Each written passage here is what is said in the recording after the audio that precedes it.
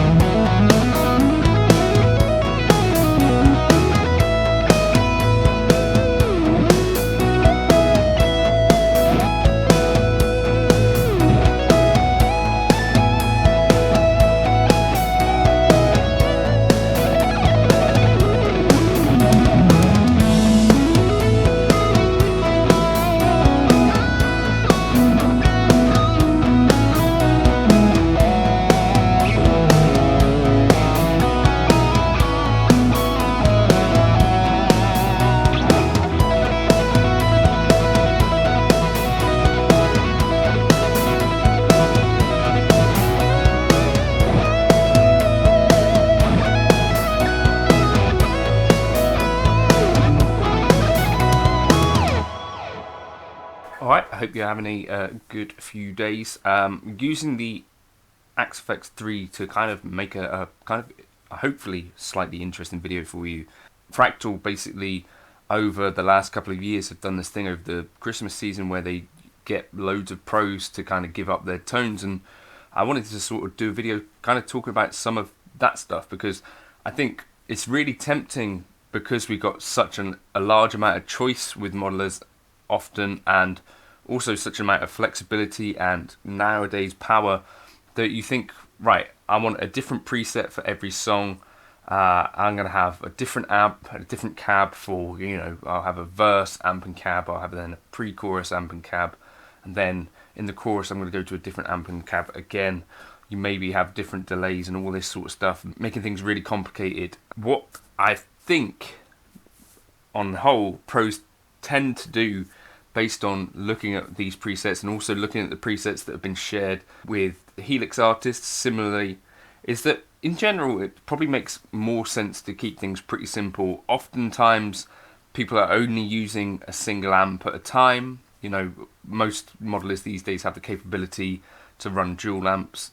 People don't really in the main seem to do that too much even. Oftentimes, and this is a really good idea, use the same cab for both the clean and the dirty so that you've got that consistency of the speaker sound there. People tend to be using a preset for a set or a preset for a show, and I think this is a really key one because I've seen folks, that maybe are dipping their toe into the waters of modelling and they've set up basically an entire function gig. They have like a preset per song, which obviously over an entire set list you're going to have upwards of maybe even 35-40 songs, and that's awfully difficult to manage, especially given that with modeling devices you are probably going to have to make changes. It's rare that you get it exactly right first time. So what I've taken from that, and this is something that I've done for quite a long time now, is that you basically set up your preset to be your kind of global thing, which is going to set you up for the entire gig. So in general, what I found myself and the much more professional folks that gig with these things in front of thousands of people tend to be keeping it a little bit more simple, and you maybe have your kind of core sounds that you need, whether that's a clean, slightly driven, a more driven, and then a solo tone, and you maybe sprinkle in bits and pieces on top of that, but you have your kind of core settings which stay the same throughout the entire show, more like what you would do with a real amp and cab, right? You probably don't have a million different sounds. You're not changing your amp for every single song. And equally, if you're on one of these gigs, if you imagine you're a session guitarist, you wouldn't switch rigs per song. You know, imagine you were like playing some variety show where you were supporting both Tom Jones and The Darkness or something like that, and you had to play in both bands. Probably what you would do would be to set up your core sound so that it could accommodate both situations rather than having totally different rigs for both parts of the show, if that makes sense. And the one really, really good tip for all of this, and this is a thing that people like Andy Timmons, Michael Landau, you know, quite a lot of pros, let me know your favourites in the comments that do this, but setting up delay and reverb mix on one expression pedal so that you can not have it all baked into the preset. And this is something that I'm really considering that I might do, because I'm someone who really likes quite wet sounds at home. At live I dial them back, but then sometimes live you don't necessarily hear it so much, and then you think, oh, I'd like a bit more here, or that's too much there. Having it on an expression pedal basically solves most of those issues that you get live. Let me know your favourite tips and things that you've learned from the pros in the comments if you've got any. But yeah, on with the presets. Oh, one very last tip. This has been something that works for me, and something that I read people saying about this Neil Schon preset that I was using in the intro. They said it was a little bit darker than expected. One thing I've really found works very well is to mix things a little bit duller, or, you know, dial in your preset to be a little bit more dull and less sparkle, less fizz at home, and then when you play it in the band situation, it tends to sound a lot bigger and a lot more full. What's happening there? And yeah, rather than getting all shrill and spiky, if you dial things in darker, those tend to work quite well in an actual loud situation. And another tip from Line 6 themselves, try dialing in these things at band volume, at least when you're at home. Get the things sounding loud if you can get a minute to do that, so that you don't get nasty surprises when you get your ears ice picked out. So this is Aaron Marshall's preset on the Fractal Axe-Fx 3. Now this could do way more complex things, but basically what Aaron's got is a couple of scenes that switch things in and out. So we've got one here which is a Rev amp, the Friedman amp, the 2203 amp, and then some versions which are based on those scenes. So essentially Aaron works with 4 scenes and then 4 slight variations of that scene. One exception to this rule, and I think you'll probably get a sense from this of why this might not be an amazing idea, is Guthrie Govan. Now obviously Guthrie may have a mind which isn't built quite like ours, but here we can see this is a preset which, although it has 4 basic scenes, obviously this is our main scene, then we've got a solo scene and a clean, it's actually quite complex in terms of we've got a synth here going into a wah, which goes into a mixer, which goes into another mixer, which goes into a ring mod, then that goes into the send, which comes down here, which can either go into this amp, then this mixer, then this cab, this delay, this reverb, or into this amp, Friedman, into this compressor, chorus, reverb, mixer. But some of the things do remain true here, like basic kind of delay settings and reverb settings that are pretty much global, and then also keeping the cab for both clean and dirty sounds. The Mark 1, yeah, so it goes to a clean sound which has the Mezzo Boogie but still maintains that same cab. So yeah, but in general I think even Justin DeRico, who's got loads and loads of stuff going on, essentially is just one single chain going along, right? Keeping it pretty simple. And I think that's probably a good idea. Now, this is preset I wanted to show you, Neil Sean's, where we'll take some more lessons.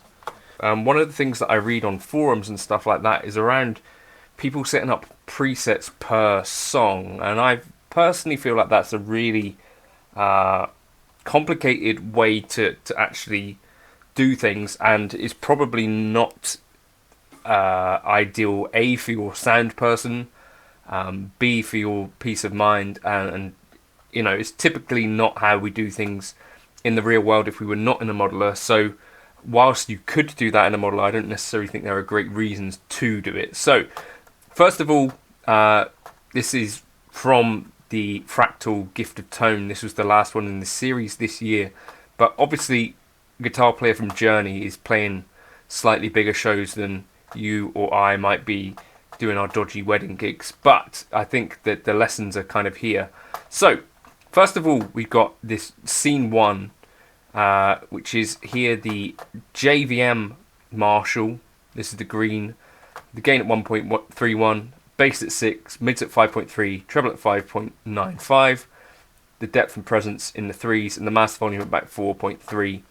He's then going into a cab, and you'll see here there's a high cut involved, right? The high cut here, 12 dB slope at about 12,000 hertz ish. So that's kind of an important thing. Note also, we're only really using one cab here, and not really anything else going on except for the high cut and the low cut. Low cut here at 36. You know, keeping it simple, I think, is a thing that I've really noticed pros doing quite a lot. Then for this scene, we've also got a delay. Let's just look at the delay settings here. We've got the mix at 25%. Okay, and we've got tap tempo for this, left right time ratio at 95%, feedback left at 20, feedback right 21.7. And I think also this is a really good pro tip about having your input gain controlled by an external pedal. Okay, that's working. And then also reverb, same thing, controlled by expression pedal. Pedal 2 here is where I've got that mapped. So basically, if I play with the heel all the way down,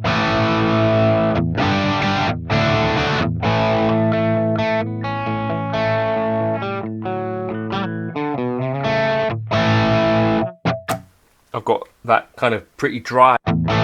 Then I can start to bring it in.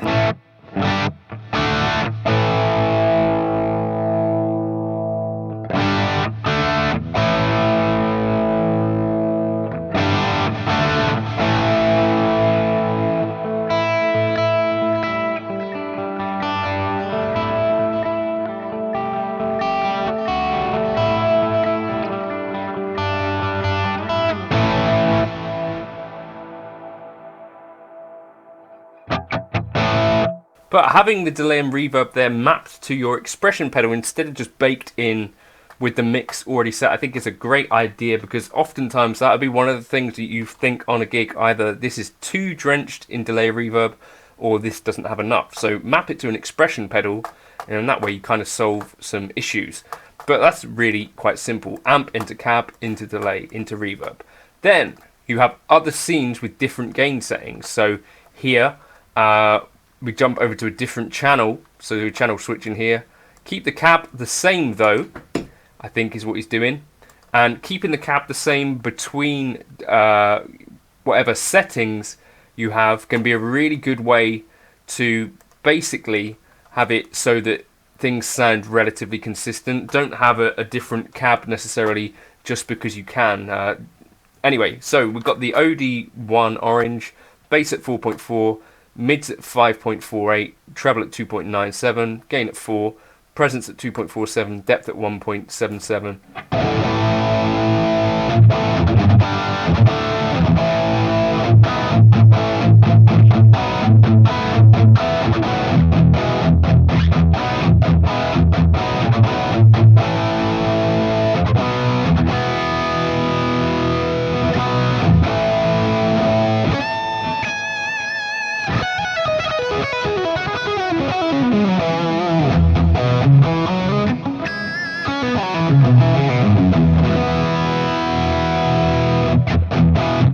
That expression pedal thing is really quite a big deal.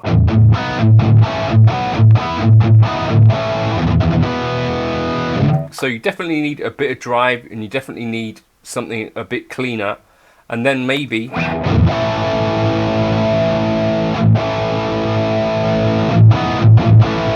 you need another gain stage for like solos or something like that, right? So this is the red. The gain here at 3.3, bass at 4.73, mids at 5.48, treble at 2.78, presence at 2.53, depth at 1.68, master volume at 4.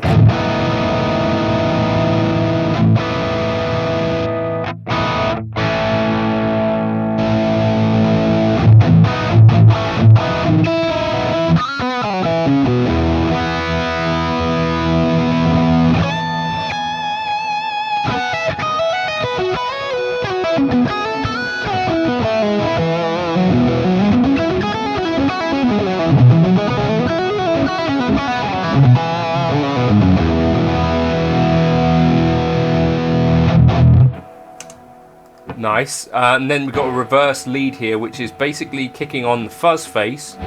Drive here at 7.53, tone at 5.29. And we jump over to a reverse delay. So I'm presuming this is for some sort of effect, but it is still keeping essentially things the same as you would have had elsewhere.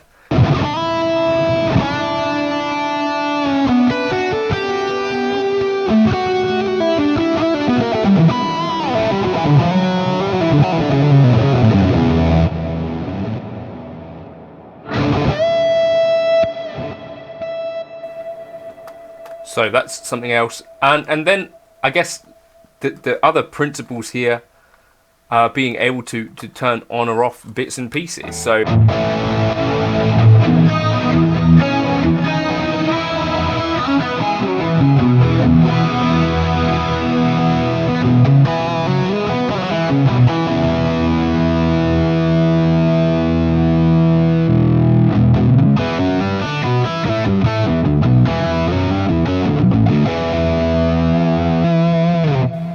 So you have like a couple of options for other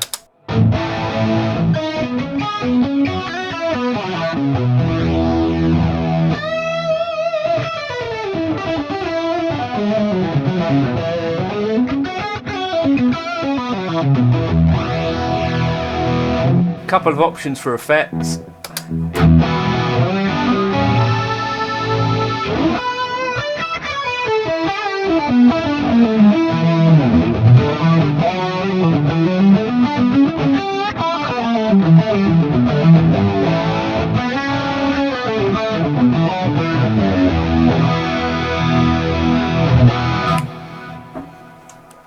I think what I've kind of got the sense from quite a lot of this stuff is that you want to basically keep things relatively simple so that you can work out what you've done at a later date. You know, do you need to have loads of dual amping sort of stuff, things switching scenes every single you know, song? Do you need, you know, 16 different effects in there? Or do you basically set up like a palette of tones that can get you through the gig, whether that's sort of 3-4 gain stages, and then have a little bit of your, you know, effects that you can sprinkle in on top, kind of the seasoning, and then your basic delay and reverb, instead of having it kind of baked in that it is always one setting or another, why not connect it to an expression pedal, which you can do on basically any modeler, and then you don't really have to commit to either something that's too dry or too wet. You can sort of dial it into perfection on the gig, on the night.